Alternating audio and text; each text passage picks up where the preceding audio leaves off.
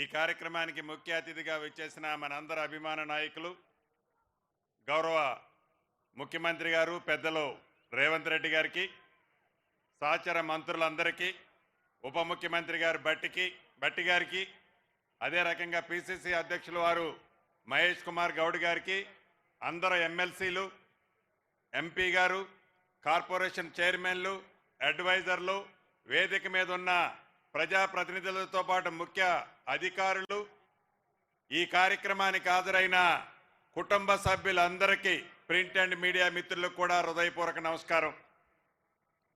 ఇందిరమ్మ రాజ్యం రావాలని మీరందరూ కష్ట ఫలితంగా వచ్చిన ఈ ఇందిరమ్మ రాజ్యంలో ఎన్నికల ముందు ఏదైతే యువతకి ఈ ప్రభుత్వం హామీ ఇచ్చిందో టీఎస్పీఎస్సీని ప్రక్షాళన చేస్తానని, లీకులు బ్రోకర్లు లేకుండా గ్రూప్ 1 నుంచి గ్రూప్ 4 దాకా ఎక్కడా పక్షపాతం లేకుండా అద్భుతంగా మన ప్రభుత్వం వచ్చిన తర్వాత ఎగ్జామ్స్ జరిపించడమే కాకుండా ఆనాడు 10 సంవత్సరాలలో 10,000 ఉద్యోగాలు లేని ఆ ప్రభుత్వానికి బుద్ధి వచ్చే విధంగా గౌరవ ముఖ్యమంత్రి రేవంత్ రెడ్డి గారి నాయకత్వంలోని ఈ ప్రభుత్వం గడిచిన ఈ సంవత్సరం లోపే 56,000 ఉద్యోగాలు ఇచ్చిన చరిత్ర మన ఇందిరమ్మ ప్రభుత్వానికి.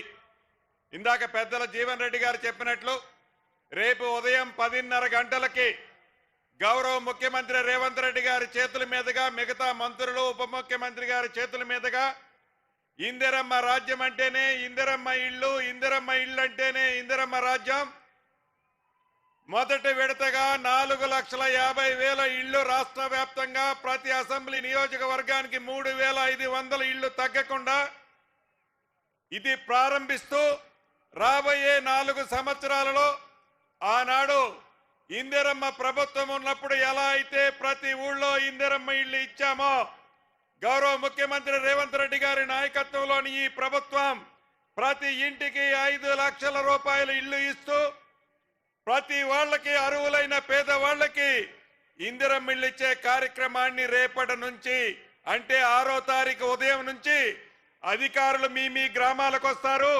పేదవాళ్లలో బహు పేదవాళ్లు ముందు కట్టుకోండి, తప్పకుండా అర్హులైన అందరికీ ఇందిరమ్మ ప్రభుత్వంలో ఇల్లు అందుతాయి.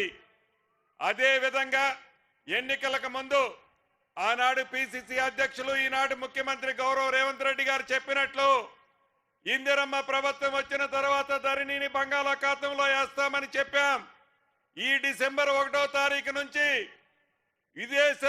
విదేశాలకి తాకట్టు పెట్టిన తెలంగాణ ఆస్తి 2.5 లక్షల కోట్ల ఎకరాల భూమిని విడిపించి స్వదేశ సంస్థ అయిన కేంద్ర ప్రభుత్వం ఎన్ఐసి వారికి ఇచ్చి డిసెంబర్ 1వ తారీఖు నుంచి తెలంగాణ రాష్ట్రంలో ఉండే ప్రతి భూముల ఆసాములకి భద్రత కల్పించింది ఇందిరమ్మ ప్రభుత్వం.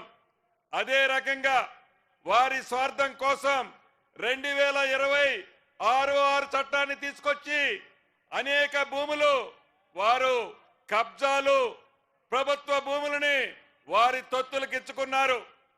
2020-24 6 చట్టాన్ని రేపు అసెంబ్లీ సమావేశాల్లో పెడుతున్నాం.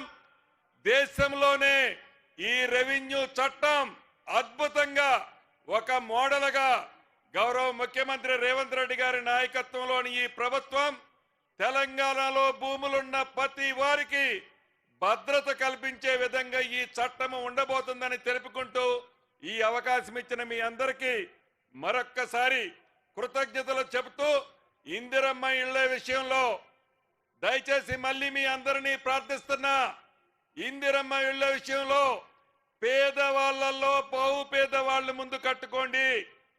ఎవరికి రూపాయి ఇవ్వాల్సిన అవసరం లేదు. ఇది ఇందిరమ్మ ప్రభుత్వం అని తెలుపుతూ సెలవు తీసుకుంటున్నాను. Thank you sir.